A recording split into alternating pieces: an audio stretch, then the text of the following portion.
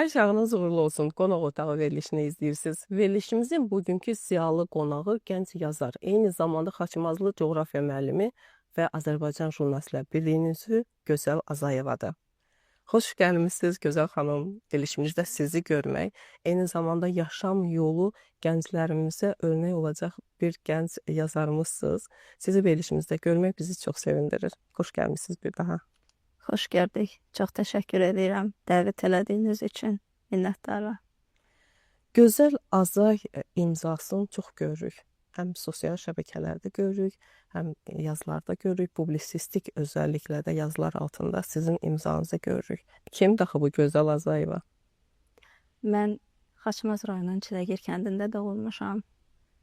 Elə həmin kənddə şəhid Vəfqan Yəhyayev adına orta məktəbdə təhsil almışam. Sonra Azərbaycan Müəllimlər İnstitutunun Quba filialında ali təhsil almışam. Tarix Coğrafiya fakültəsi üzrə. Məzun olduqdan dərhal sonra işə qəbul olunmuşam.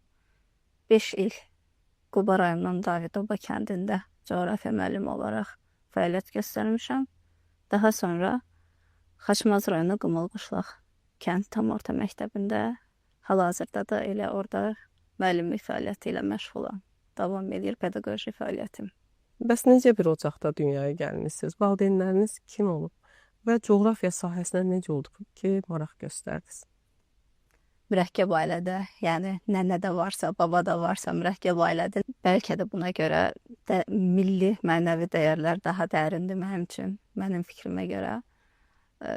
Atam dövlət qulluqçusu olub, anam evdar qadın, bir bacım var. O da müəllimdir yeri gəlmişkən. Coğrafiya əslində bir istiqamət oldu. Sadəcə bir istiqamət ki, mən bu istiqamətdə gedə bilərəm. Hal-hazırda hobbi ya məşğuliyyət mi deyim, yazmaq, oxumaq, bədii qiraət. İstiqamətim bu idi. Sadəcə məndən asılı olmayan bir neçə səbəbə görə yönəldim coğrafiyaya. Coğrafiyanı sevirəm. Niyə? Çünki kəşfedicidir, sərhədsizdir. Konkret limit qoyulmur. Burada yekunlaşır, burada hədd var, yoxdur. Əzbərləməli məlumatlar isə çox azdır. Özümüz araşdırırıq, özümüz tədqiq edirik. Buna görə sevdiyim sahəni sevdirə də bilirəm. Bu səbəbdən coğrafiya. Çox maraqlıdır. Yəni dediniz ki, coğrafiya marağım ona görə oldu ki, sərhədsizdir. Bəli. Əzbərçilik yoxdur və tədqiqat var, araşdırma var yəni. Amma eyni zamanda şeirə, söz sənətinə də marağınız var. Baxmayaraq ki, elə coğrafiyanın ardınca getməmişdən öncə deyirsiniz ki, qiraətə də, bədii qiraətə də marağınız var idi. Yəni çox həm bu sizi maraqlı bir insan olduğunuzu açıqlayır, həm də eşidək buna da izləyicilərdən ötürü açıqlasanız çox maraqlı olur. Bədii qiraət uşaqlıqdan istəyim olub. Ümumiyyətlə, insan bir işi görəndə, xüsusən də fərqinə varanda ki, onu yaxşı eləyir, onun təqdirə layiq qarşılananda həmin hərəkəti davam eləmək istəyir. Elə uşaqlıqdan mən 1-ci sinifə gedəndə əlifba yarısını bilirdim. O vaxt hazırlıq bağça yox idi bizdə, xüsusilə də kənd yerində. Artıq 2-ci, 3-cü sinifdə mən sərbəst intonasiyanı oxuyurdum və düşünürdüm ki, mən oxuyanda kimsə mənə dinləyir. O məndə həmişə qalıb. Sanki onu indi reallaşdıra bilmişəm. Şeir yazmaq da sərhədsizdir. Yəni, onun da bir həddi, limiti yoxdur. Uşaqlıqdan marağım olub, sadəcə onda rəğbət görməmişəm də, təqdir görməmişəm və işlədiyim illərdə başlamışam şeir yazmağa. Baxın, söhbətimizin əvvəlində vurğuladınız ki, yanınızda nənə var idi. Və o nənə sizdə həmin o dediyiniz, sizi dinləyən var söhbəti ki, vurğuladınız. O nənə sizdə o öz güvən formalaşmasına nə qədər rol oynayıb? Yəni, nənənizin sevimli nəvəsi idinizmi? Sizi həmişə dinləməyə hazır idimi? Və necə oldu ki, ərköyünlük olmadı? Nənəm bizi nağıllarla yatdırıb hər gecə. Eyni nağıllar danışardı, amma heç vaxt bezməzdik. Biz yuxulayana kimi eyni nağıllar. Bəlkə də bundan. Yəni, sərbəst, rahat, düzgün diktə ilə danışırdı nağıllara. Bəlkə də ondan yağıb, amma nənəm dinləməyim mən o vaxt. Sadəcə dərs oxuyaraq düşünürdüm ki, kimsə məni dinləyir. Möhkəm səslə, uca səslə. O baxımdan, yox, nənəm dinlədib. Nənəm dinləməyib bizi. Bəs kitabları sizə kim sevdirdi? Gözümü açandan evdə həmişə kitab olub. Düzdür, ailəmizdə müəllim olmayıb, məndən əvvəl əmim olub. Bir tək müəllim. Amma oxuyublar, həmişə qiraətlə məşğul olublar. İndi də var. Kiril əlifbası ilə, rus dilində, latın əlifbası ilə, Azərbaycan dilində, hətta ingilis dilində belə kitablar var. Onları oxuyurdum. Orta məktəbdə rus dili tədris olunmayıb mənə. Mən amma özüm öyrənmişəm əlifbanı. Bacım məndən bir sinif yuxarı oxuyurdu. Onlara keçilirdi. Məndə var idi o istək ki, həm o kitabları oxuya bilim, həm də o öyrənir, mən niyə öyrənməyim. Elə mən özüm ibtidai sinifdə artıq Kiril əlifbasında, rus əlifbasını da bilirdim.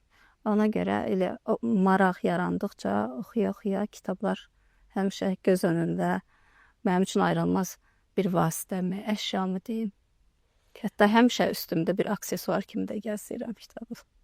Baxın, gənc şairə olsaz da, bilirdiniz ki, həmişə araşdırmağa meyillisiniz. Bəli. Daha çox hansı yöndə araşdırma sizdən ötürü maraqlıdır? Həmişə dilçi olmaq istəmişəm və yaxud filoloq. İstənilən sözün kökünü araşdırmağa həvəsliyəm. İstənilən. Hətta özüm düşünürəm ki, yəqin ki, bu sözün kökü buradan gəlir. Çox vaxt da yanılmıram araşdıranda. Yorulmuram bu işdə. Yəni zövq alıram. O bir deyim var ha, elə bir işlə məşğul olun ki, istirahətə ehtiyac duymuyorsunuz. O iş sizə istirahət kimi olsun, zövq versin. Buna görə səbəb bulardı. Bəs yazılarınız daha çox, yəni bu bədii yaradıcılıqdan başqa mən qeyd elədim ki, eyni zamanda siz Jurnalistlər Birliyinin üzvüsünüz. Yəni publisistik yazılarınız necə oldu ki, bu yazılarla, bu işlə məşğul olmağa başladınız? Düzdür, bədii yaradıcılıq dedim ki, sərhədsizdir. Bir hədd yoxdur orada. Amma insanları öyrənə bilmək, onların daxili aləminə, əslində görünənlərin fərqli olduğunu bilmək üçün onlara ancaq sual vermək lazımdır. Sual verəndə nə qədər demək istəməsə də hansısa sözlərin altında, hansısa fikirlərin altında nə demək istədiyini tapmaq olur. Bu baxımdan. Həm də cəmiyyət qarşısında sanki özümü borclu hesab edirəm nəyisə araşdırmağa, nəyisə təqdim eləməyə. Çünki elə bir vaxtdayıq ki, insanlar görünənə aldanırlar. Çünki görüntü daha öndədir hal-hazırda. O görüntünün altında gizlənənləri iki cümlə ilə, hətta bir sözlə ifadə eləmək məncə cəmiyyət üçün lazımlıdır bu dəqiqə. Baxın, bildirdiniz ki, filologiya həmişə sizdən ötürü maraqlı olub. Araşdırmalarla məşğulsunuz.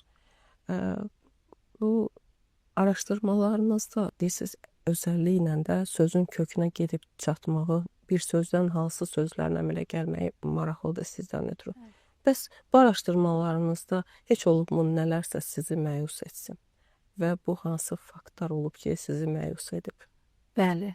Çünki çox üzr istəyirəm. Buyurun. Özəlliklə də maraqlıdır. Yəni hal-hazırda Cənab Prezident də fərman imzaladı, göstəriş verdi ki, dilimizin saflığının qorunmağından ötürü hamı çalışmalıdır. Dilimizi qorumaq hamının vəzifəsidir. Bir araşdırmacı, elə deyək, yazar kimi siz necə düşünürsünüz? Bəli, gündəlik olaraq istifadə etdiyimiz sözlər, elə sözlər var ki, dilimizdən düşmür. Bir hissəsi araşdıranda gedib ayrı dilin kökünə gedib çıxanda adamı məyus eləyir. Yəni, istəyərik öz dilimizdə daha zəngin olsun, əslində var. Amma inteqrasiyadır, əlaqələrdir. Bu məcbur edir ki, dilimizə yeni sözlər daxil olsun. Mütləqdir bu, əvəz eləmək üçünmü, fikri daha dəqiq çatdırmaq üçünmü, terminlər vaxtı. Amma sadəcə danışıq dilində, məişət dilində, bədii dildə istifadə etdiyimiz sözlərin başqa mənşəli olduğunu görəndə bəli, məyus oluram. Bildirdiniz ki, inteqrasiya olmalıdır. Bu dilin zənginliyini qoruyur. Amma eyni zamanda da əgər bir dilə yeni sözlər əlavə olunursa, dildə olan o sözlər də unudulmamalıdır. Çünki o bir növ milli mənəvi dəyərlərimizdir. Siz necə düşünürsünüz və özəlliklə bu işdə kim yardımcı olmalıdır o sözləri qorumaqdan ötürü? Kimlərin daha çox vəzifəsidir? Müəllimlərin, mütləqdir.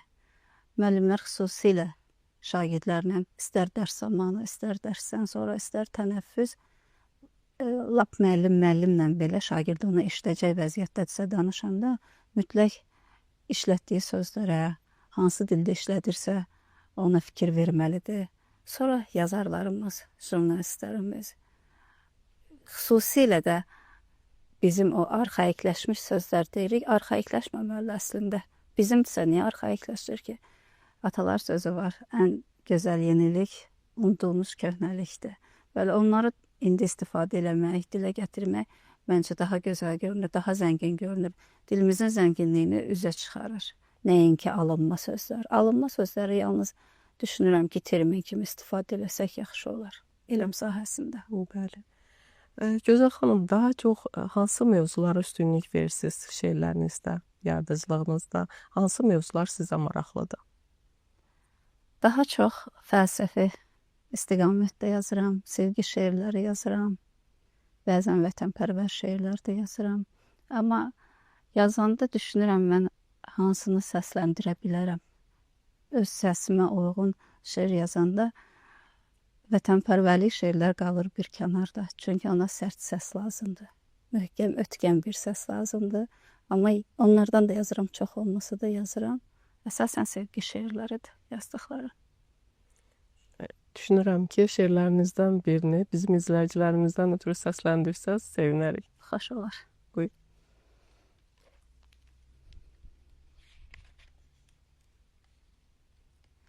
Məni bircə dəfə xəyal et, nə olar?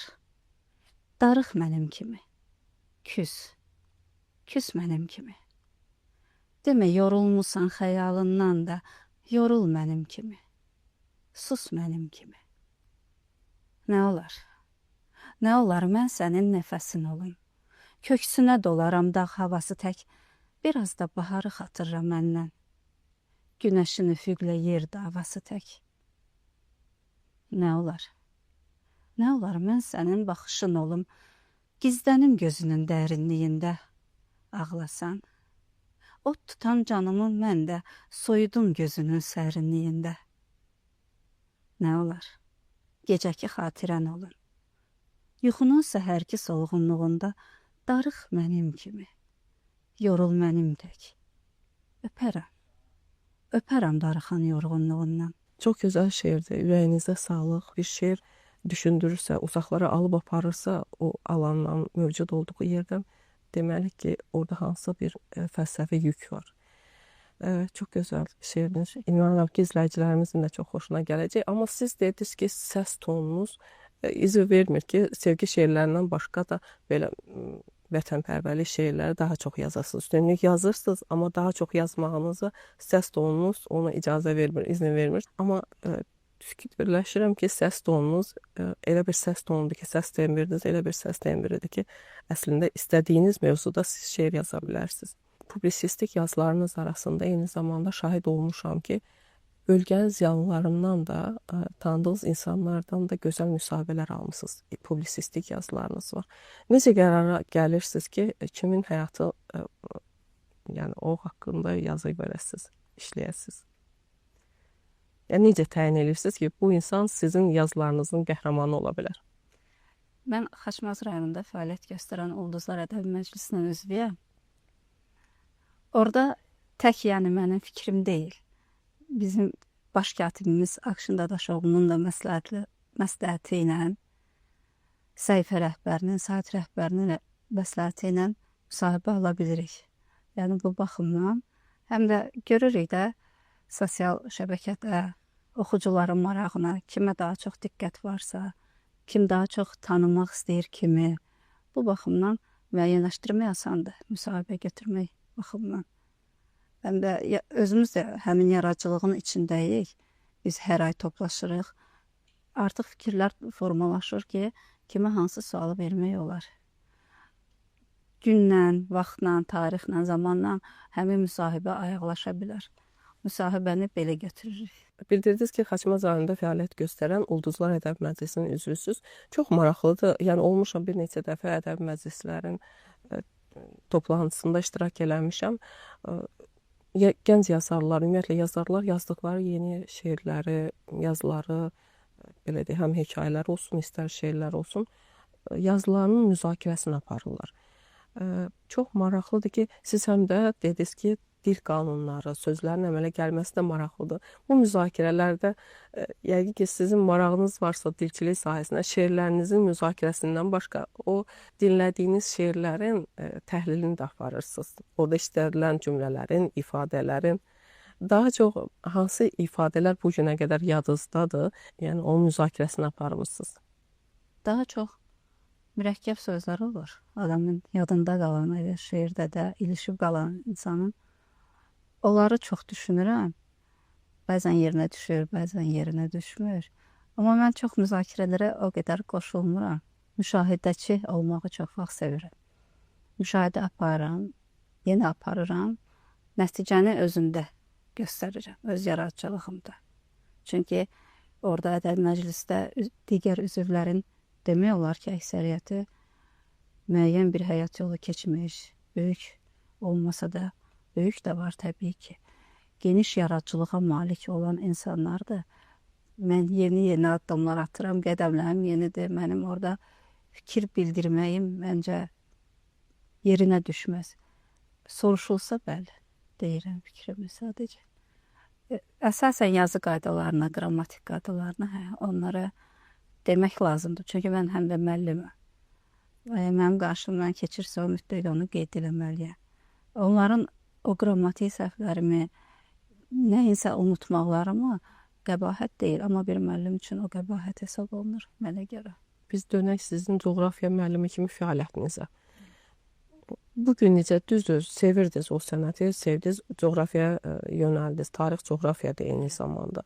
Tarix coğrafiya bir yerdə olanda araşdırma mövzusu qaçılmazdır. Hansı zonaların, bölgələrin tarixi sizdən ötürü daha maraqlıdır? Elə özümün Türk tarixi. Düşünürəm ki, bəlkə də ən qədim xalq elə Türk xalqıdır. İstənilən araşdırmanın sonunda gedib türklərlə eyni kökə çıxırıq. Mövzularda deyirəm.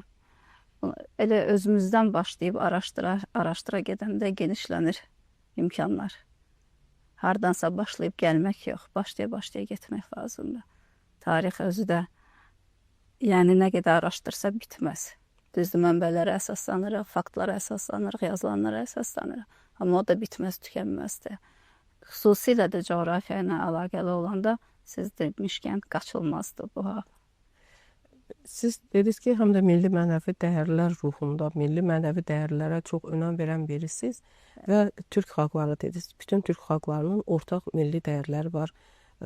Eyni zamanda dil qrupumuz eynidir. Yəni bizi birləşdirən cəhətlər çoxdur. Yəni eyni dil qrupuna aid olsaq da, niyə bir-birimizi bugün anlamaqda çətinlik çəkirik sizcə? Niyə bu qədər dillərimiz fərqlidir? Bayaq dediyim inteqrasiya məsələsidir. Daha çox qərbə meyillilik, Avropaya meyillilik, xüsusilə də gənclərin meyil eləməsi. Eyni mövzuya gəlirik. Bizim çox sözümüz arxaikləşir, terminlər daxil olur, gündəlik işlək sözlərə çevrilir. Buna görə. Amma məncə məşğul olsa, mən özüm Divan-ı Lüğəti Türkü əl yazma olaraq tapa bilmirdim. PDF formasında tapmışdım. Oxuduqca orada Qazax türkçəsi var idi, Qırğız türkçəsi var idi, Özbək türkçəsi var idi və s. Oxuduqca gördüm ki, elə eyni anlayışlardır. Və yaxud da bayaq deyirdim, nənəm işlədirdi o sözləri. Nənəmlə söhbət eləyəndə hansı qadınlar işlədirdi, amma indi yoxdur. Bəli, ziyalı bir xanımsınız, həm yazarsınız, Azərbaycan Jurnalistlər Birliyinin üzvüsünüz. Sizcə bugün o sözlərimizi bizə unutdurulmağın özü də bir siyasət deyilmi Sovet rejiminin? Yəni Türk xalqlarının bir-birindən ayrılıb parçalamağından ötürü. Yəni o sözlər, elə sözlərimiz var ki, bugün arxaikləşib. Siz bildirdiniz ki, nənələrimiz, babalarımız işlədiblər o sözləri. Əgər unutmazsaq, o sözlər, həmin sözlər, məsələn, Dədə Qorqud dastanında da var və bütün xalqlar, Türk xalqları o sözləri başa düşə bilər. Buna yanaşmanız necədir? Məncə insanın özündən çox şey asılıdır. Biz təxminən 70 il Sovet Respublikası tərkibində olmuşuq, Sovet Respublikası olmuşuq. İndi də bəzi rus kəlmələrindən, rusca sözlərdən qaça bilmirik. Səbəb də gətiririk ki, 70 il az deyil. Amma Cənubi Azərbaycan gündəm olan mövzulardan biridir. 1813-1828-ci illərdən bəri başqa hakimiyyət altındadır. Bildiyimiz qədərilə də orada ana dilində tədrisə imkan yoxdur. Televiziya belə bağlanır, mətbuat filan. Amma onlar bizdən daha yaxşı danışırlar Azərbaycanca. Baxın, Gözəl xanım, mənə çox maraqlıdır ki, sizin özünüzün ən böyük uğurunuz nə hesab edirsiniz? Şagird sevgisi. Yəni, mən şagirdlərimdən bir kəlmə ilə, bir davranışla, bir hərəkətlə o sevgini görəndə deyirəm ki, yaxşı ki, mən müəlliməm. Yəni, insan var olmağının qiymətini bilir. Bilir ki, niyə görə var. Əgər kiminsə həyatında, hərəkətində, fəaliyyətində iz buraxa bilmişəmsə, nə xoş.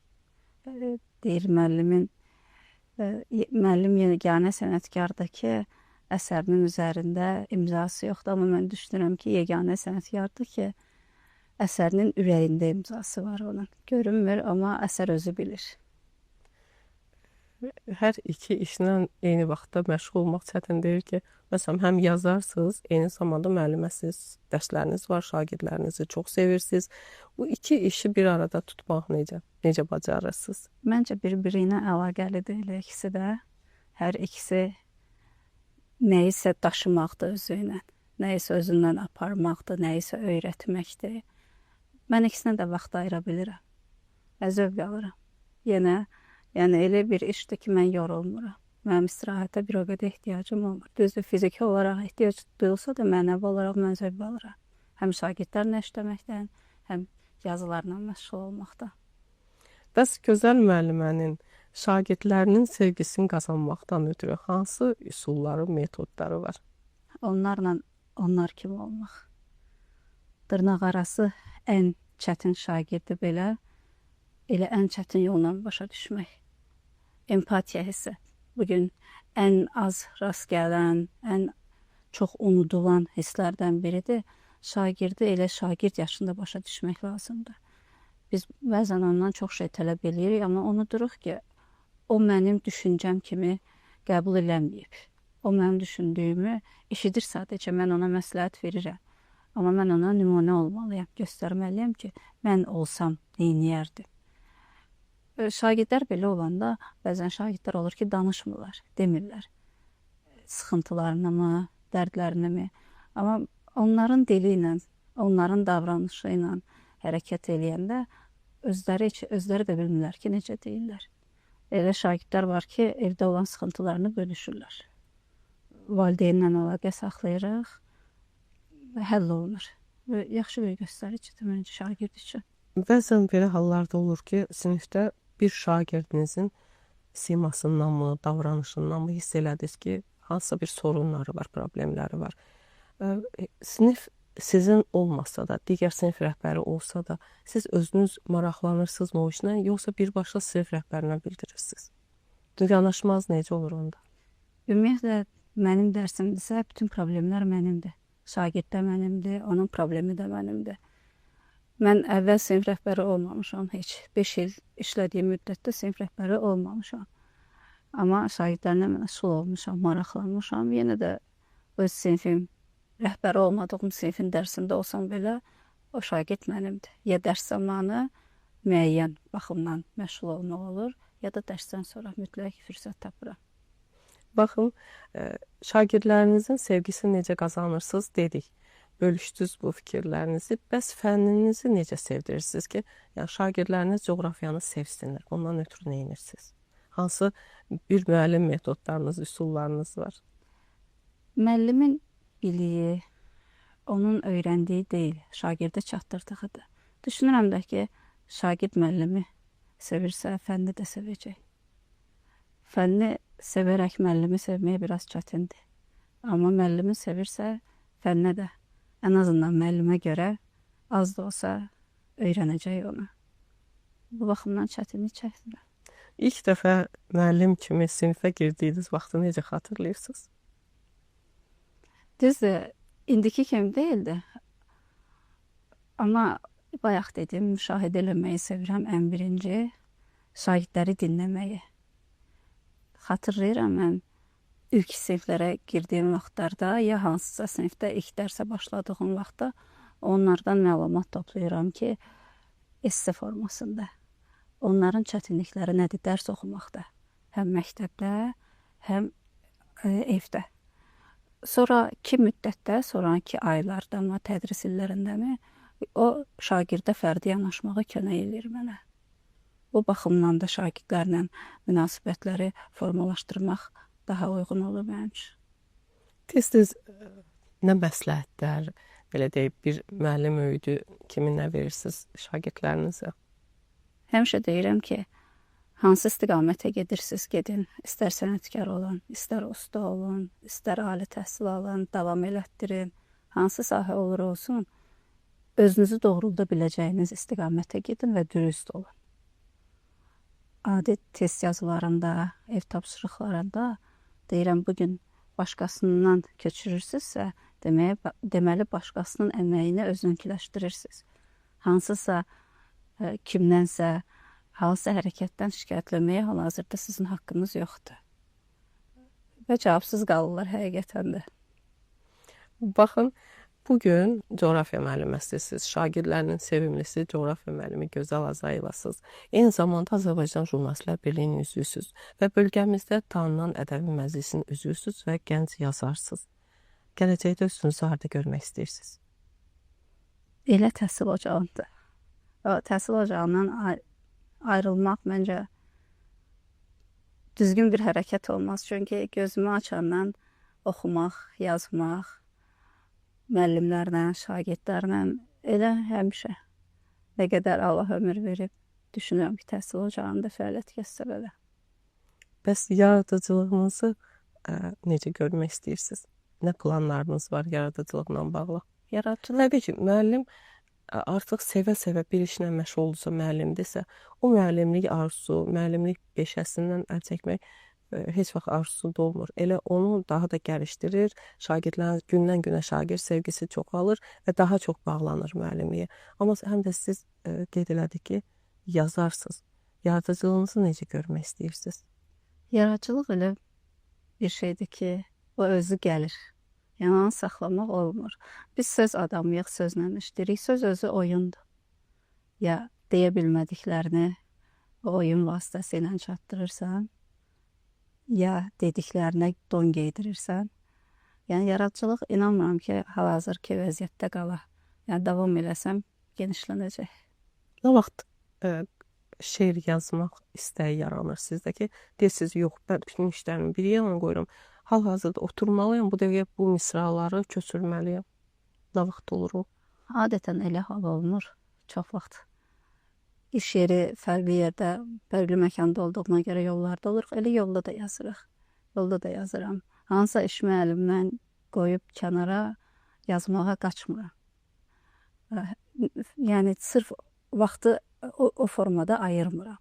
Əgər o yazmaq gəlirsə, yazıram. Amma bir şey də var ki, hansısa fikir gəlir, hansısa ideya gəlir, hansısa bir misra gəlir beyinə, onu həmin anda yazmadan sonra dəyər itir. Həmin anlamı vermir yazılsa da. Çox vaxt o misraların yaranmasına nə səbəb olur? Küskünlük. Mən küsəyənəm biraz. İnciklik, küskünlük, insanlardan uzaqlaşmaq, bayaq dediyim kimi deyə bilmədiklərimi ya da insanların anlamadıqlarını sözə çevirmək. Ən azından insan ürəyində, daxilində o küskünlük qalmasın deyə. Bəs sizə nə küstürə bilər? Diqqətsizlik, başa düşməzlik. Belə. Verilişimizin sonuna yaxınlaşırıq, amma istəyirəm verilişimiz bitməmiş. Sizin növbəti bir şeirinizi də dinləyək. Düşünürəm ki, izləyicilərimizdən ötürü də maraqlı olar.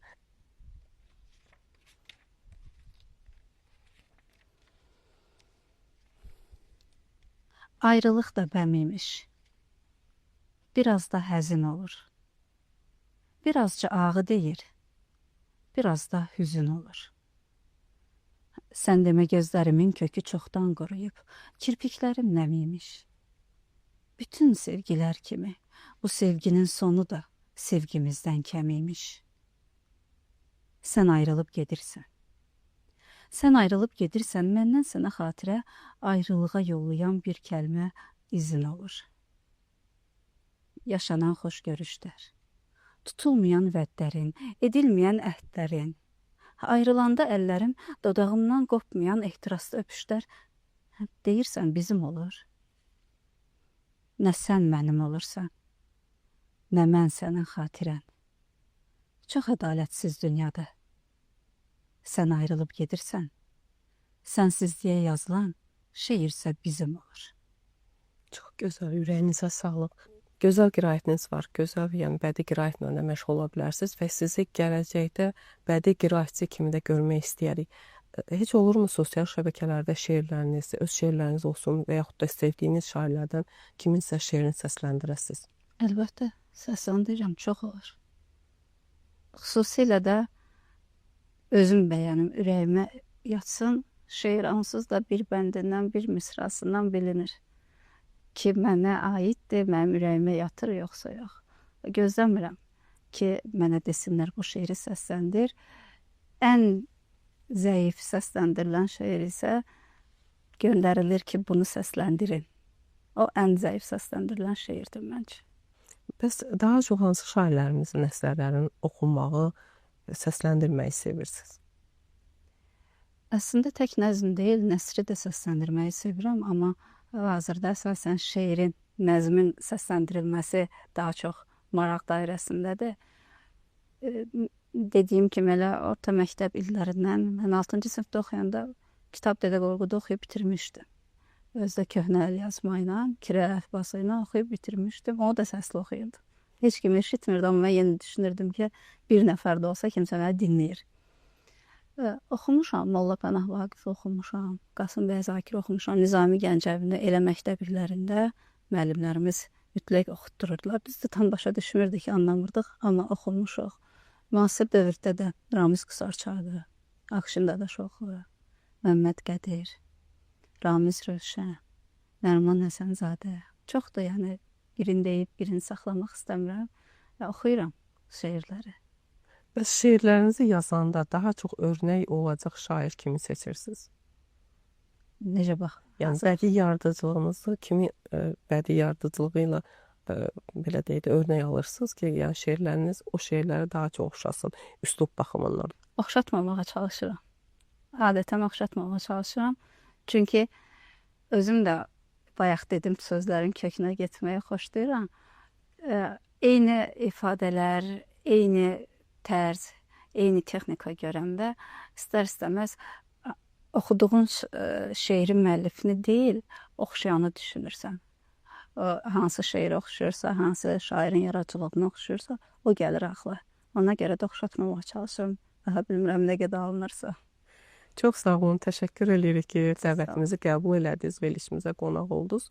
Son olaraq efirimizdən istifadə edib şagirdlərinizə, bizi izləyənlərə nə demək istəyərdiniz? Sadəcə təşəkkür eləmək istəyirəm hər kəsə ki, bugün mənim gözəl müəllim, gözəl Azayeva olduğum üçün onlara minnətdaram. İnsan tək mövcud ola bilmir, insan tək yaşamır. İnsan çox azad olmur, yaxşı mənada. Bəzən deyirlər, 18 yaşdan sonra insan müstəqil azad deyil. İnsan istənilən hərəkətli zamanı aid olduğu cəmiyyəti, mövqeyi, ailəni, kollektivi düşünür. Bu baxımdan insan tək deyil, tək özü üçün yaşamır. Bugün mənim bu formada olmağım, bu həddə olmağım onların nailiyyətidirmi, fəaliyyətidirmi deyim. Buna görə onlara təşəkkür edirəm. Çox sağ olun, həmişə var olun. Şagirdlərinizin sevimli, gözəl Azayeva müəlliməsi olun və eyni zamanda da oxucularınızın sevimli, gözəl Azayevası olun. İmzanız heç əksik olmasın. Sizə yaradıcılıq uğurları arzulayırıq. Minnətdaram, təşəkkür edirəm dəvətiniz üçün də. Çox sağ olun. Sağ olun. Belə dəyərli izləyicilər, qonaq otağı verilişinin sonuna gəldik. Xatırladım ki, verilişimizin bugünkü qonağı gənc yazar Azərbaycan Jurnalistlər Birliyinin üzvü Gözəl Azayeva idi. Növbəti buraxılışlarda görüşmək ümidi ilə hələlik.